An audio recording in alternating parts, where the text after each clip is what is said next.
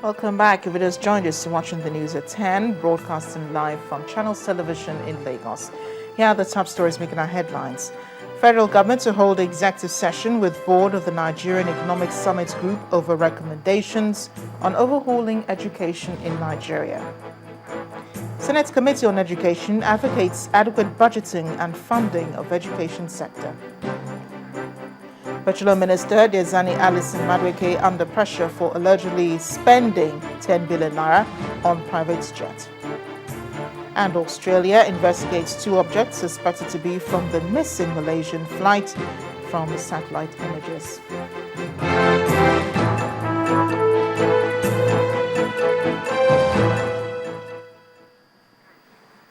A reminder here that all our top stories can be found on our website, ChannelsTV.com, and on YouTube.com/channelsweb.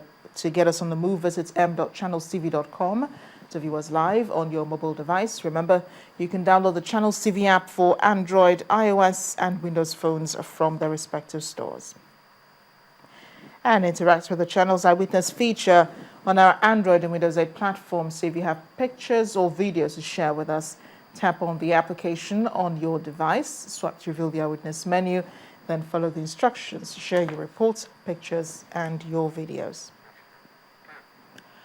The House of Representatives has mandated its Committee on Public Accounts to probe the alleged reckless spending of over 10 billion naira by the Minister of Petroleum Resources, Diezani Alison Madueke, for air charter services.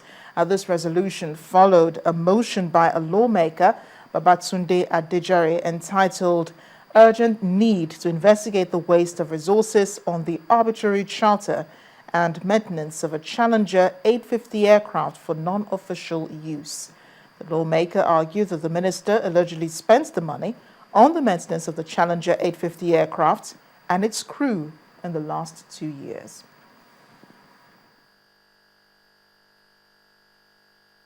Aware that based on the reliable evidence, the Honorable Minister of Petroleum Resources, Mrs. Diezani Alison Madueke, has been alleged to commit the sum of 500,000 euros, 130 million naira monthly, to maintain the aircraft.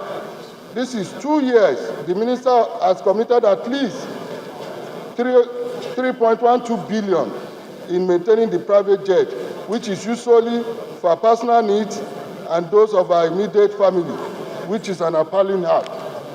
Also aware that there are strong indications that the above expenditure is only a tip of the iceberg, as several other billions of naira have been allegedly wasted on flying the jet all over the world, obviously for the leisure of the Honorable Minister and our immediate family on trips that were of no benefit to the country.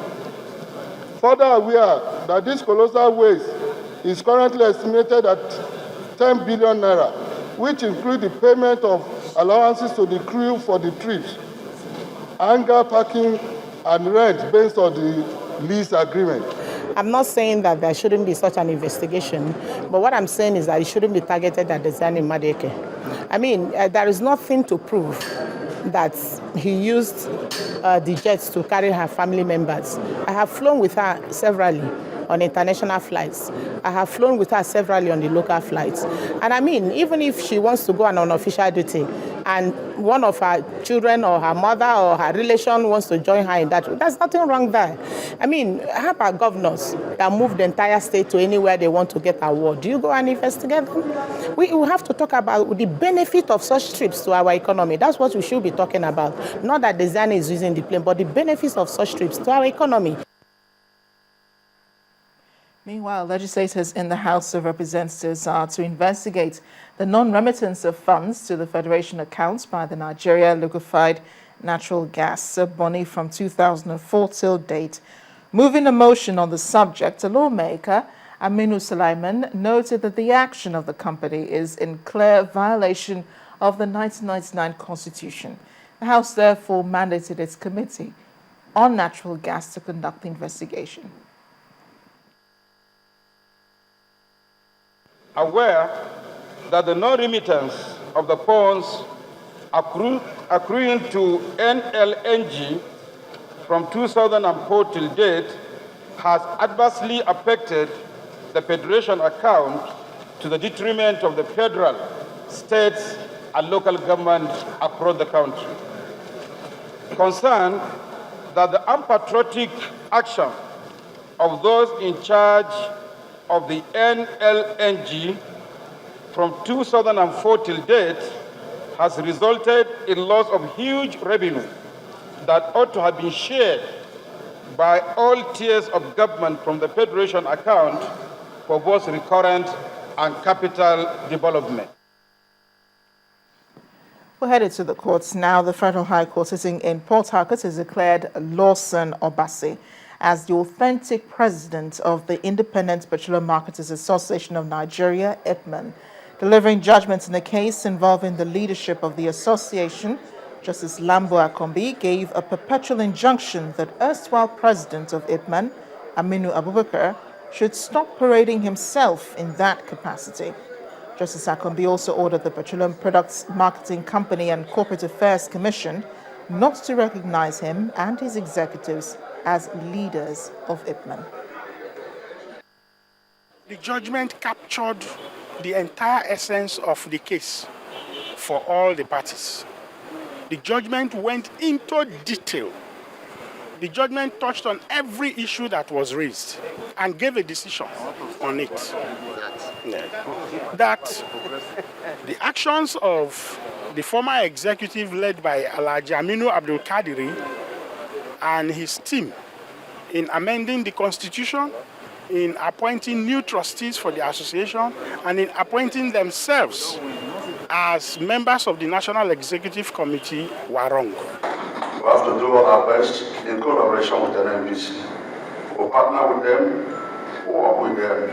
We'll ensure that the product that is given to marketers, that it serves to the public, and the public made use of it. We'll also ensure that the allocation that the NNPC has been given to marketers, because the PPMC, NNPC, under the federal government, they've been doing their best to serve the marketers.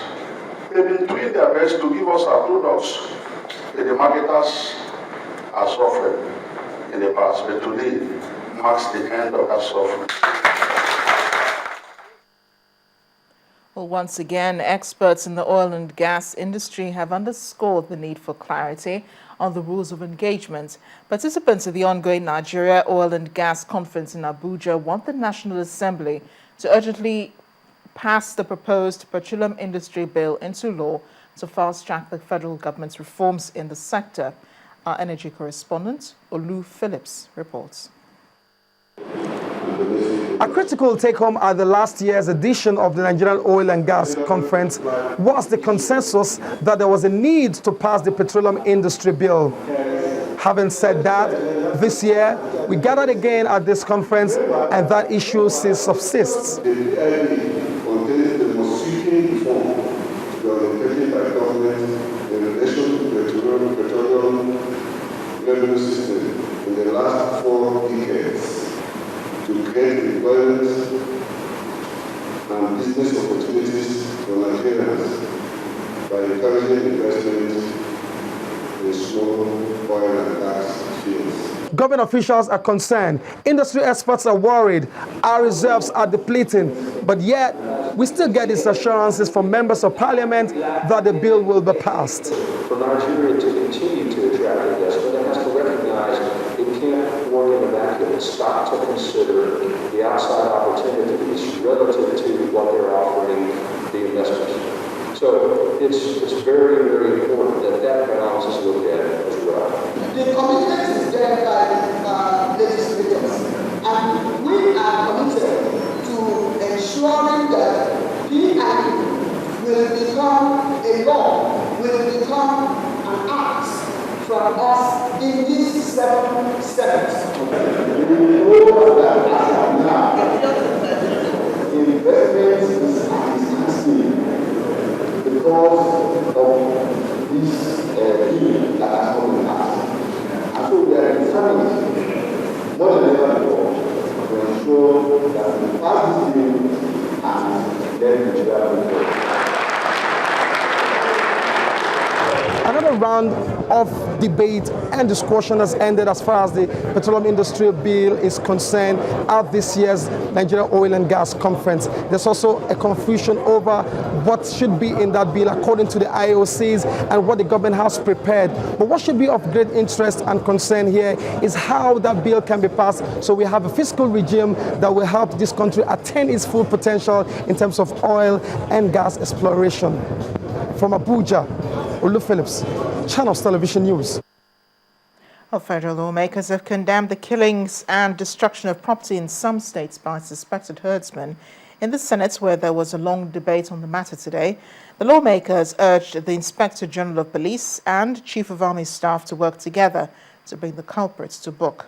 A similar position was taken by lawmakers in the House of Representatives, where the National Security Advisor has been urged to investigate the matter. Meanwhile, Governor of Nasarawa State, Tanko Al-Makura, has asked residents of the state to ensure peace ahead of Saturday's local government election. The governor made the call during the All Progressives Congress campaign in Kefi and Akwanga, where he presented the APC flag to the party's chairmanship candidates for the council election. He urged party supporters to abide by the electoral guidelines while protecting their votes. Since the commencement of this democratic exercise, you will notice that the PDP is indifferent. The PDP is completely overwhelmed. The PDP is completely humble. They have neither performed the primaries, they have neither performed anything, and they are not even campaigning. Are they ready for the election? When the News at 10 returns, Nigeria may become the 15th largest economy by 2050, provided it takes advantage of its vibrant youth population. That's in business news. Do join us again.